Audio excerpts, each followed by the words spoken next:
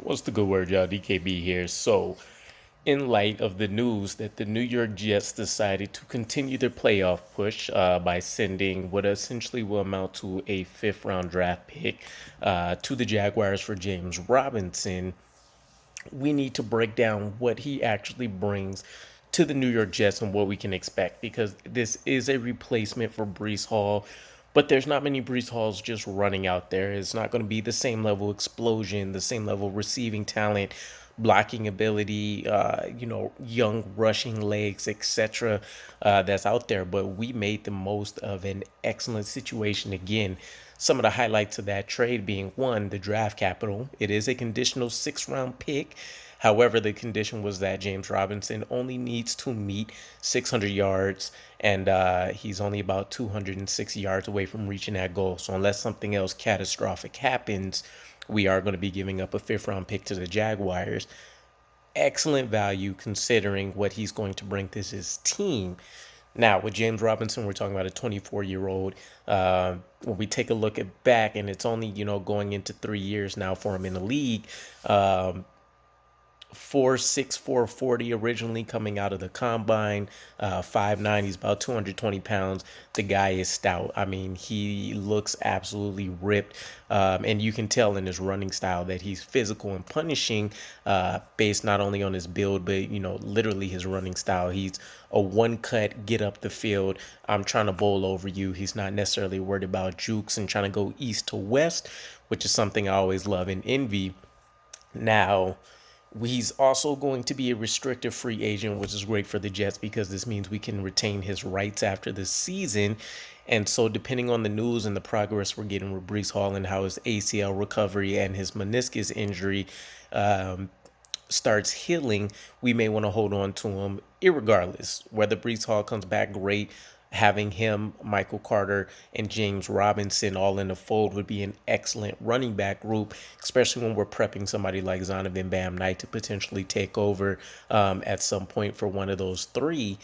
But it gives us a lot of leeway to say, we can go this route, we can go that route. We got a true power running back on the team.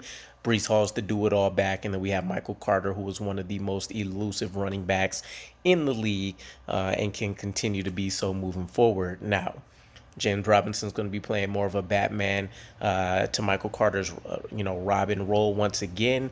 Michael Carter not a true bell cow running back, whereas we have seen that with James Robinson, and he's done it to a high degree. Immediately coming out of the gate, undrafted free agent.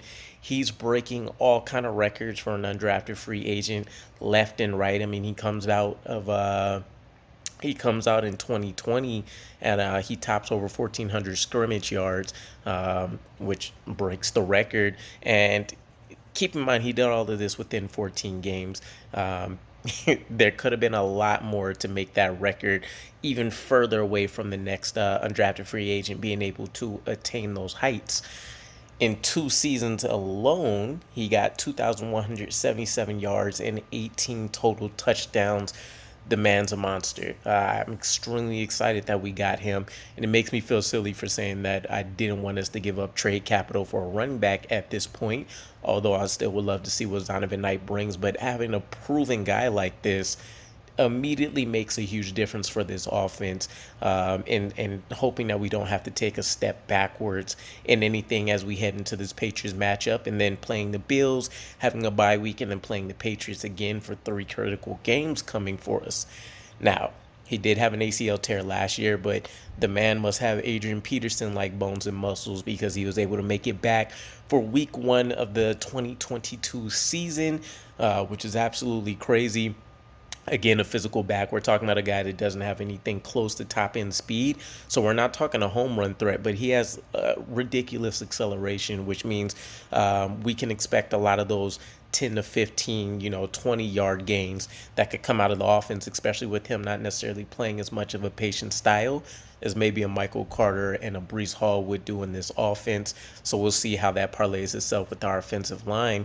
Again, he's a cut and go. He's a pretty good blocker. He's an even better receiver, and he has one of the best set of eyes in the business when it comes to recognizing rushing lanes that are available, or being able to determine when he'll see some of them lanes open up. And he has a lot of experience to lean back on, because when he broke out in 2020 under Jay Gruden's offense, that came from a West Coast scheme. So he's already pretty familiar with the concepts, what the run blocking concepts and ideals are going to look like. He just needs to become a little bit more acclimated to Mike LaFleur's version of this.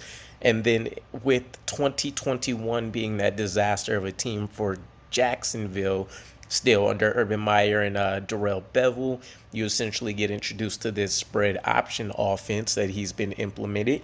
And this is all about spreading out the defense so that you can open up the run game for teams at a 4 wide receiver set. So he's been put in some pretty good positions in terms of being able to operate out of zone concepts, being able to operate in those inside rushing lanes.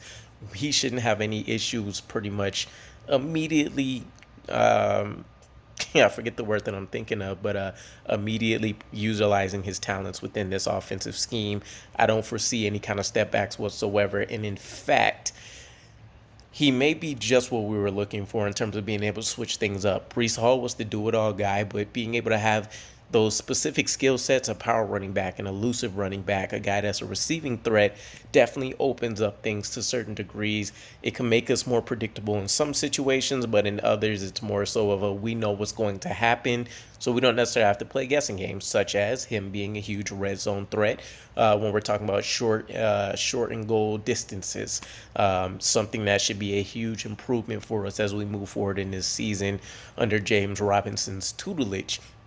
Now, when we talk about kind of overall numbers and things that are out there, man, from a receiving standpoint, he's definitely underrated. We weren't sure how that was going to translate from college to now, but we're talking about in 2 seasons, 80 receptions, 566 yards, 3 touchdowns.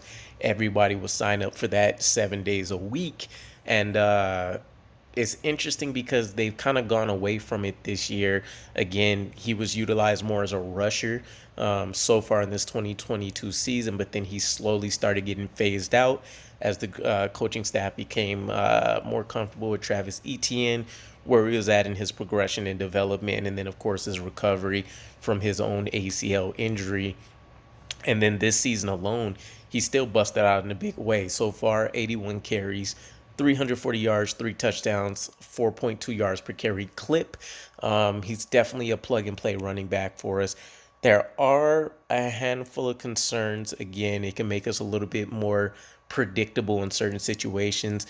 The other fact is also going to be he's not an elusive guy. So if the offensive line, which the Jaguars had a more porous offensive line than we do, if the offensive line can't get things going and he can't just barrel over people all day, he is the only running back to have 80 carries or more that has had a higher percentage of his runs go for 0 or less yards.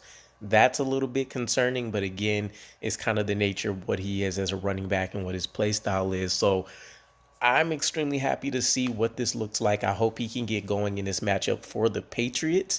It already seems like, based on Robert Saleh's press conference, we'll be bringing Zonovan Knight up from the practice squad, but we shall see how all of that plays itself out once he gets comfortable and kind of gets acclimated and can get a couple days into the playbook. But we've essentially given him a week's head start with the trade today. So here's the fingers crossed, but it looks like a great move. Let me know what your guys' thoughts are on James Robinson, history-breaking undrafted free agent running back coming over to the Jets.